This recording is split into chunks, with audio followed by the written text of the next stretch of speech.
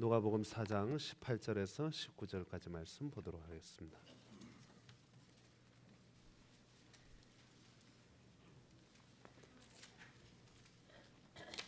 우리 순서지에 나와 있죠. 주의 성령이 내게 임하셨으니 이는 가난한 자들에게 복음을 전하게 하시려고 내게 기름을 부으시고 나를 보내사 포로된 자에게 자유를, 눈먼 자에게 다시 보게 함을 전파하며 눌린 자를 자유롭게 하고 주의 은혜의 해를 전파하게 하려 하심이라 하였더라. 아멘. 기도하고 말씀 나누도록 하겠습니다. 하나님 아버지 감사합니다. 다사다난했던 2015년도를 보내고 새롭게 2016년도를 맞이하는 이 밤 저희들이 주님 앞에 모였습니다.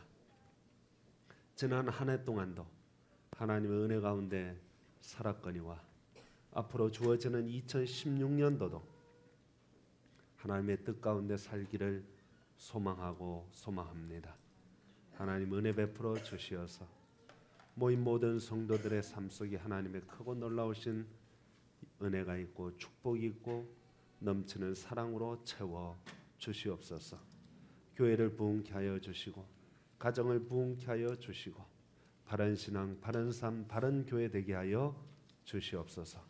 부족한 종이 말씀을 들고 섰습니다. 귀한 말씀을 통하여 은혜 받는 시간 되게 하여 주옵소서. 예수님 이름으로 기도하옵나이다. 아멘.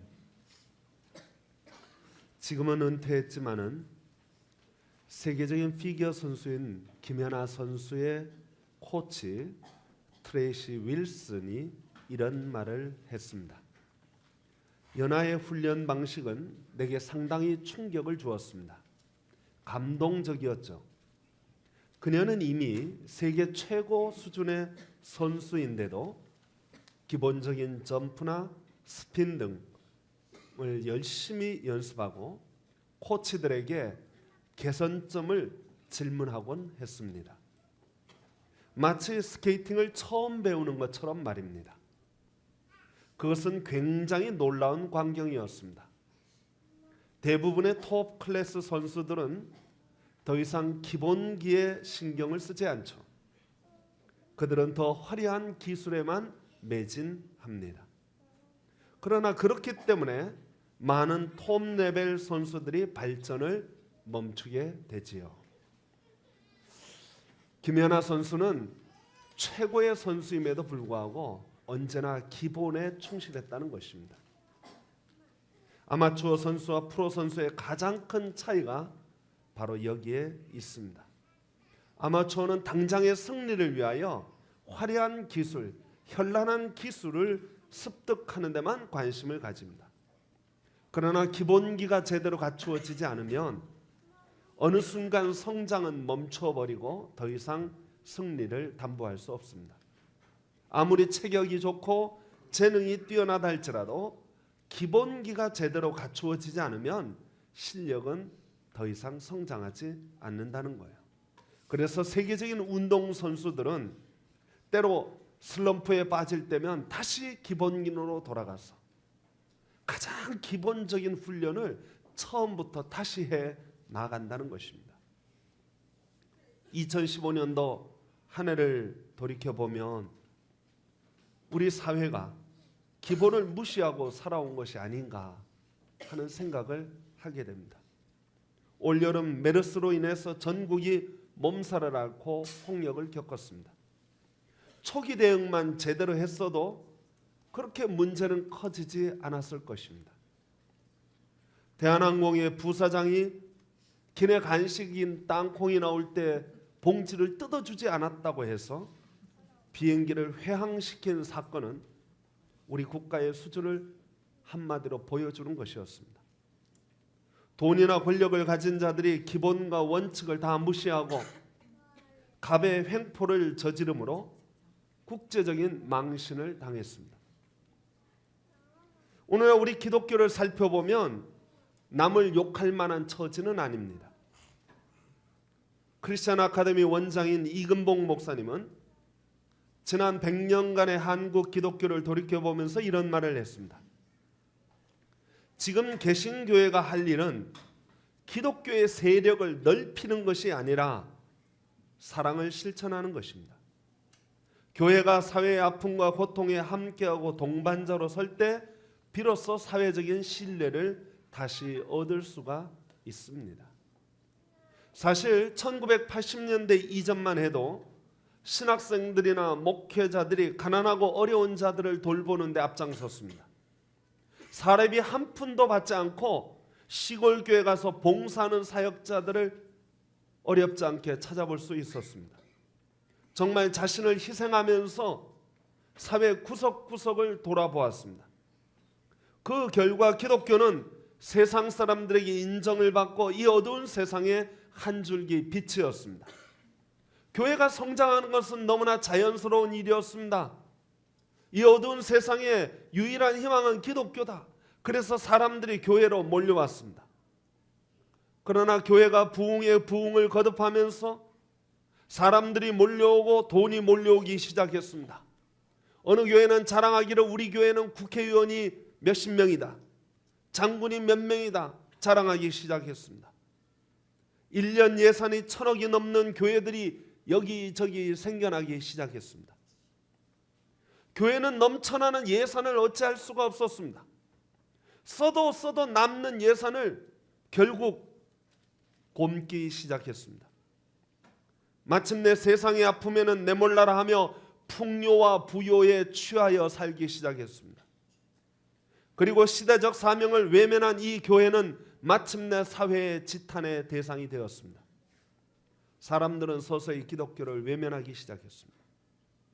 중세 카톨릭이 부정과 부패함으로 무너지는 것처럼 한국 기독교가 그렇게 무너져 갔습니다.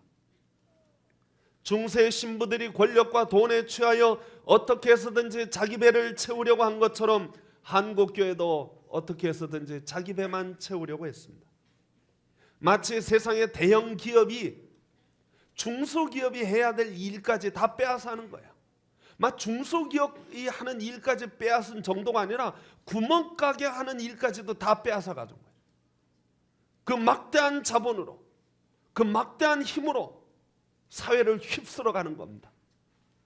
마찬가지로 교회도 엄청난 대형 교회들이 어마어마한 자본을 가지고 문어발처럼 확장해 나가는 거예요. 제1교회, 제2교회 막 같은 교회 이름을 단 교회들이 여기저기 엄청난 예산을 들여서 세우고 좋은 설비, 쾌적한 환경, 여러 가지 유익한 프로그램, 마치 강남에 큰 백화점을 들어가는 것처럼 화려한 서비스를 제공하는 교회들로 인하여 사람들은 좋은 곳으로 몰려가기 시작했습니다.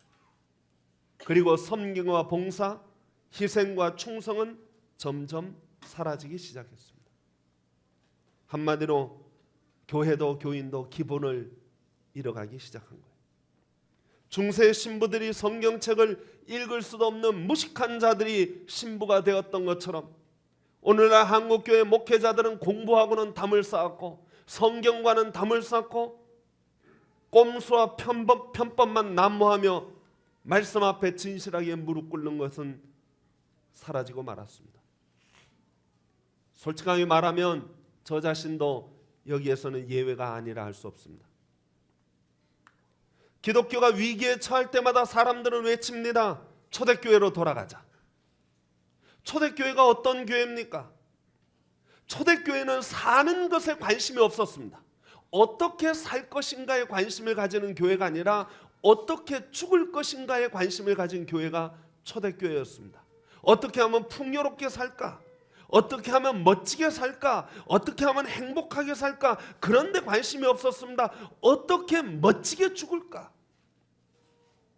하나님의 말씀을 배반하지 아니하고 진리에 입각하여 살다가 진리 따라 생명 바쳐 죽고 싶었던 사람들이 초대교회 성도들이었습니다. 그들은 사는 것에 관심이 없었습니다. 수많은 고문과 협박, 유혹과 시험 앞에서 그들은 기도했습니다. 하나님, 저들의 유혹과 시험 앞에서 쓰러지지 않게 주옵소서. 초대교회는 기본에만 집중했습니다. 초대교회는 경건 생활에 힘썼습니다. 경건이란 말은 하나님 앞에서 인간이 어떤 자세를 가지느냐 하는 것입니다. 하나님을 공경하는 마음으로 하나님 앞에서 자신을 구별한 삶을 사는 거예요. 누가 뭐라 그래도 하나님 앞에서 그 생각을 가지고 살았던 것입니다. 사람들이 뭐라 하든 거기에 신경 쓰지 않았습니다. 사람들이 기도를 하건 안 하건 그런데 신경 쓰지 않았어요. 나는 기도하리라. 사람들이 말씀을 보건 보지 않건 거기에 신경 쓰지 않았습니다. 나는 하나님의 말씀을 보리라. 마치 우상 숭배에 빠져 있는 이스라엘 백성들 앞에서 여호수아가 외쳤던 말과 같은 말이었습니다. 만일 여호와를 섬기는 것이 너희에게 좋지 않게 보이거든, 너희 조상들이 강 저쪽에서 섬기던 신들인지 또는 너희가 거주하는 이 땅에 있는 아모리 족속의 신들이든지 너희가 섬길 자를 오늘날 택하라. 오직 나와 내 집은 여호와를 섬기겠노라. 이 세상에 완전한 교회는 없습니다. 그러나 한 가지 희망이 있다면 교회는 끊임없이 자기 반성을 통하여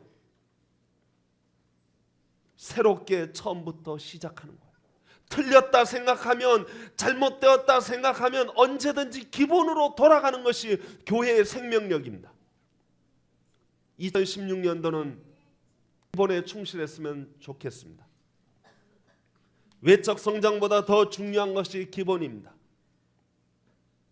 먼저 하나님 앞에서를 의식하며 살기를 소망합니다. 사도 바울은 이렇게 권면합니다.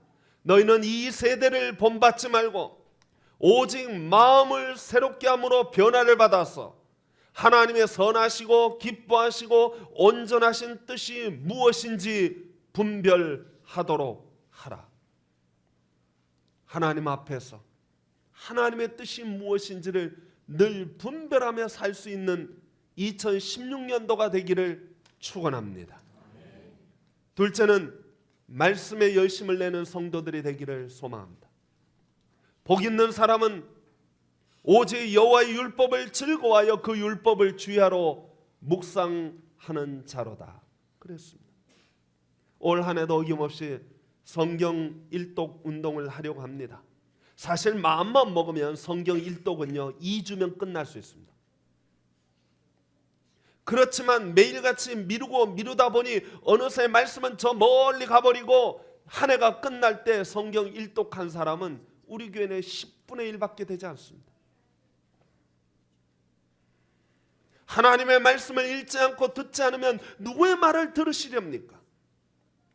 누구의 말에 귀를 기울이고 살아가시렵니까? 아담과 하와는 하나님의 말씀에 귀를 기울이지 않고 사단의 말에 귀를 기울였기에 그는 타락했습니다. 오늘 우리는 어느 누구의 말에 귀를 기울이시렵니까? 얼마 전 방송을 보다 보니까 치매 할아버지, 78세 된 치매 할아버지가 회복이 돼서 방송에 나와서 자기가 어떻게 치매를 극복했는지를 이야기하더라고요. 그분이 72세의 치매를 앓게 되었습니다. 자기가 이상한 행동을 하는 것을 보고 안방에서 자기 부인과 애가 얘기하는데 너희 아버지 치매 걸렸어. 그 소리를 듣는 순간 내가 치매구나. 내가 이 치매를 놔야 되겠다 라고 생각하고 그날부터 무작정 지하철 1호선 역을 다 외우기 시작했어요. 이분이 참 기가 막힌 결정을 했는데 지하철 1호선 역 다 외우니까 자신감이 생겼어요. 그 다음에 전국 시군구 이름을 다 외웠습니다. 산 이름, 강 이름, 댐 이름, 수백 개 나라 이름 다 외웠어요. 방송에 나와서 78세 할아버지가 지하철 1호선 역 이름을 쫙 외우는데 기가 막히더라고요. 저는 그 방송을 보면서 저분이 저 결심 가지고 성경 외웠더라면 얼마나 좋았을까. 70세 넘는 고령에도 불구하고 치매라는 말을 듣는 순간 내가 치매가 걸리면 안 되겠다 각오하고 외우기 시작한 것이 지하철 이름이에요. 저는 그분 이야기를 이렇게 들으면서 목사로서 조금 부끄러움을 느꼈습니다. 원로 목사님은 공산체와 일제체하에서 사시면서 늘 성경을 외우셨습니다. 언제 성경을 빼앗길지 모른다는 생각 때문에 성경 한 구절이라도 더 많이 외우려고 노력했습니다. 저는 편안한 세상에서 살고 있습니다. 언제든지 들면 성경이 제 옆에 있기 때문에 굳이 외우려고 노력하지 않았습니다. 성도 여러분, 2016년도는 한번 하나님의 말씀을 사랑하는 한 해가 되기를 소망합니다. 말씀을 외우고 치매도 고치고 경건 생활에도 도움이 되는데, 성도 여러분, 말씀을 사랑하는 한 해가 되기를 소망합니다. 셋째로, 기도에 힘쓰는 한 해가 되었으면 좋겠습니다. 기독교는 하나님과 함께하는 종교입니다. 하나님과 협력하기 위해서는 하나님과 우리와의 소통이 필요합니다. 우리가 아무리 열심히 일하고 아무리 열심히 복음을 전하고 아무리 열심히 충성해도 기도로 이 땅을 적시지 않는다면 열매를 거둘 수가 없습니다. 여러분, 정말 축복받기를 원하십니까? 그렇다면 기도하십시오. 새벽 기도가 메마르고 금요 기도회가 메마르고 우리의 기도가 메마른데, 이 메마른 땅에 뭘 심어도 열매가 나올 수가 없습니다. 그러므로 저와 여러분들이 2016년도 열매 맺기를 원한다면, 거두기를 원한다면 기도로 토양을 적셔야 할 줄 압니다. 예배 시작 전부터 기도로 준비하시기 바랍니다. 예배에 성령의 기름 부음이 있기를 위하여 예배 시간 일찍 나와서 하나님 앞에 기도로, 하나님, 이 예배에 하나님의 임재가 있게 하여 주옵소서, 하나님의 역사하심이 있게 하여 주옵소서, 하나님, 나의 문제를 치료하여 주시고 회복시켜 주시옵소서. 눈물로 기도할 때 열매가 맺혀지는 거예요. 기도할 힘이 없다 그러면은 우리 서북교회 공동 기도문이 있습니다. 사무실에 오셔서 한 장씩 받아가셔서 그걸 펼쳐놓고 읽으시면서 기도하시기 바랍니다. 기도로 무장할 때 비로소 영적인 싸움에서 승리할 수 있는 거예요. 2016년도 우리 교회가 사생결단을 하고 기도에 앞장섰으면 정말 좋겠습니다. 그렇게 함으로 교회가 부흥하고 여러분의 가정이 부흥하는 역사가 일어나기를 축원합니다. 바른 사람은 말씀을 따라 실천할 때 성령의 도우심으로 나타나는 열매입니다. 기본에 바로 설 때 삶이 바로 설 수 있어요. 사람들은 교회를 단지 건물로 보거나 물리적인 구조로 봅니다. 우리가 흔히 불신자들에게 야, 교회 가자, 그렇게 말을 합니다. 그러나 초대교회 교인들은 우리들처럼 그런 말을 하지 않았습니다. 왜냐하면 그들은 자기 자신이 교회라고 생각했기 때문입니다. 예수님도 우리 성전 가서 예배드리자 그러지 않았습니다.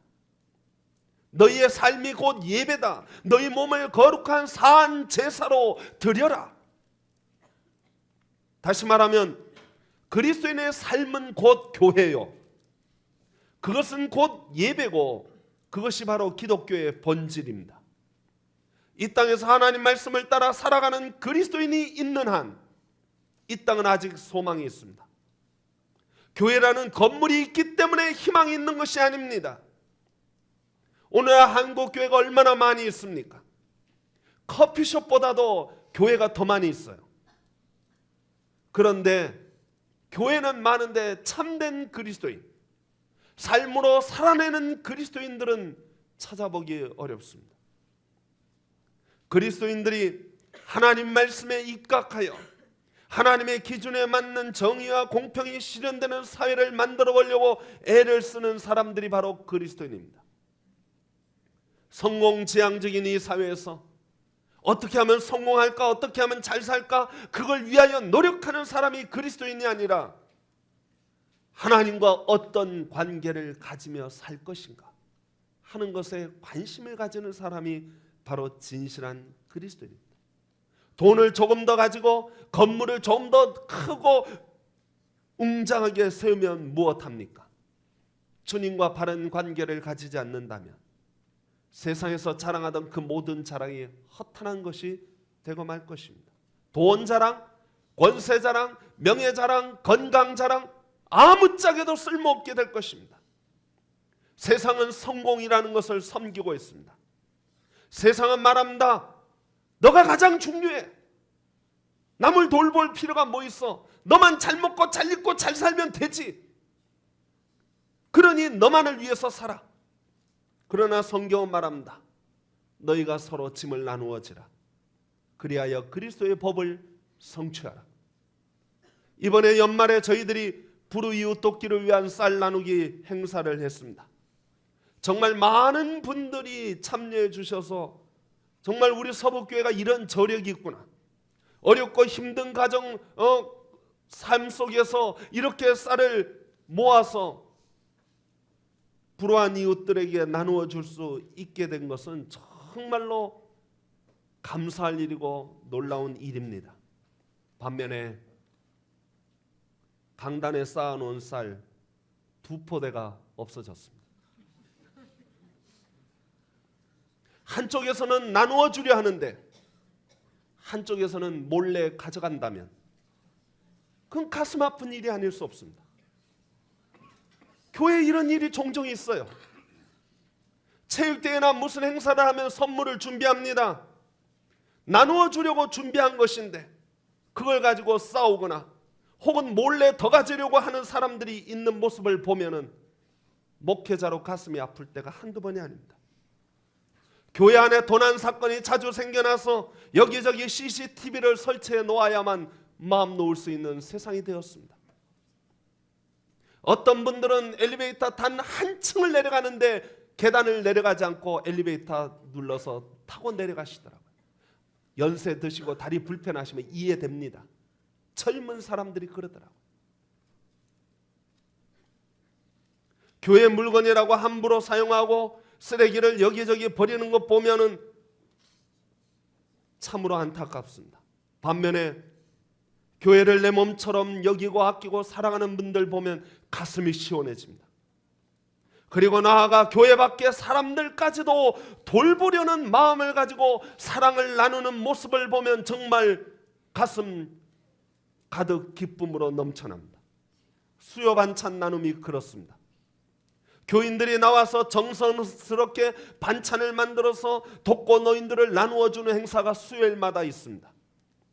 많은 분들이 와서 봉사하는 것은 아닙니다만 1년 44철 비가 오나 눈이 오나 언제든지 와서 봉사하는 섬김의 손길들, 그 몇 명의 손길들 때문에 우리 서북교회가 칭찬받는 교회로 서는 거예요.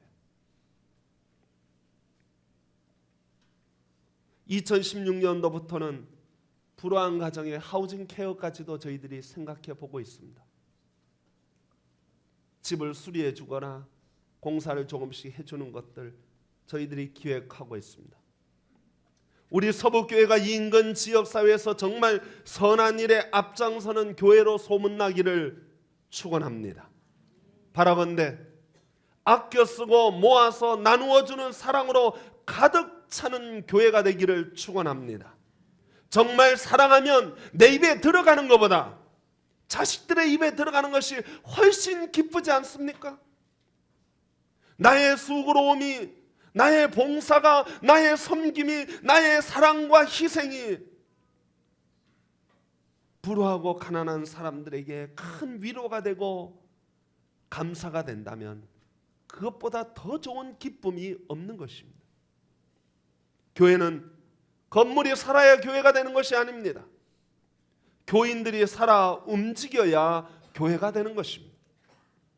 그러니까 교회는 성도들이 하나님과 교통하며 영적으로 바로서고 성도와 성도가 교통하여 아름다운 신앙 공동체를 이루고 그리고 나아가서 세상에 나아가 섬김과 봉사를 이룰 때 진정한 바른 교회가 되어지는 것입니다. 그런 의미에서 교회는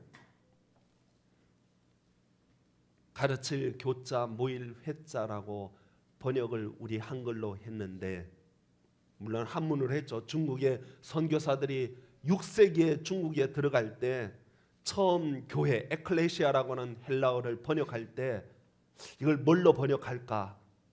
그러니까 당시 유학자들이 가르치는 데 열심을 냈거든요. 그러니까 기독교도 말씀을 가르치는 것이 있으니까 야, 이거 이렇게 하자. 가르칠 교자, 모일 회자를 써서 교회라고 하자. 그러니까 교회는 그저 하나님 말씀을 가르침 받고 배우는 학교와 같은 것이 되고 말았습니다. 그러나 실상 교회가 교회되는 가장 기본적인 요소는 성도들이 하나님과 교통하는 것입니다. 영적으로 통하는 거예요. 지식을 아무리 배워도 소용이 없습니다. 하나님과 나와 영적으로 교통함이 없다면 아무 쓸모가 없어요. 하나님과 나와의 영적인 교통에서 멈추는 것이 아니라 그런 성도들이 성도와 성도가 서로 교통하여 하나의 신앙 공동체를 이루는 것이 바로 교회입니다. 그렇게 교통하는, 그렇게 소통하는 성도들이 모인 그 교회가 세상과 소통하는 곳이 교회여야 합니다. 그래서 예수님은 가서 제자 삼아라, 그렇게 말씀하셨어요. 그래서 저는 생각할 때 가르칠 교자, 모일 회자가 아니라 사귈 교자의 모일 회자, 교통한다 할 때의 교자와 모일 회자를 써서 교회라고 번역했으면 얼마나 좋았을까 하는 생각을 하게 됩니다. 교회는 신앙 공동체입니다. 교회는 인간 조직이 아닙니다. 교회는 하나님 중심의 공동체입니다. 교회는 진리를 바로 세우고 그 진리를 실천하는 공동체가 바로 그런 진정한 교회입니다. 우리 모두가 다 얼굴이 다르고 성격이 다르고 생각이 다르긴 하지만, 그러나 신앙 안에서 하나 되어지고 하나님 중심의 영적으로 바로 선 교회가 되어 그 진리를 몸소 실천하는 교회가 된다면, 바로 그 기본으로 돌아간다면 우리 서북교회가 이 오늘날 혼탁한 이 세상에서 다시 빛으로, 등대로, 소금으로 다시 설 줄로 믿습니다. 교회가 교회되어질 때 이 나라에 소망이 있습니다. 교회가 진리 위에 바로 설 때, 다시 말하면 성도들이 진리 위에 바로 설 때 가정에 소망이 있습니다. 저는 하나님 말씀 따라 사는 우리 성도들로 말미암아 올 2016년도 한 해 저와 여러분들의 교회가 바로 세워지고, 가정이 바로 세워지고, 나라가 바로 세워지고, 경제가 바로 세워지고, 여러분의 삶이 바로 세워져서 복받는 한 해가 되어지기를 소망합니다. 문제가 생겼다 생각하면, 어려운 일이 생겼다 생각하면, 위기에 봉착했다 생각하면 기본으로 돌아가야 합니다. 우리 서북교회도, 한국 기독교도 초대교회로 돌아가야 합니다. 기본으로 돌아가야 합니다. 우리 나라도 다시 기본으로 돌아가야 합니다. 가정도 기본으로 돌아가서 다시 으쌰하고 한번 일어서서 거기에서부터 새롭게 출발하여 2016년도 한 해가 복된 한 해, 복된 교회, 복된 가정, 복된 여러분의 삶이 되어지기를 간절히 축원합니다. 기도하겠습니다. 하나님 아버지,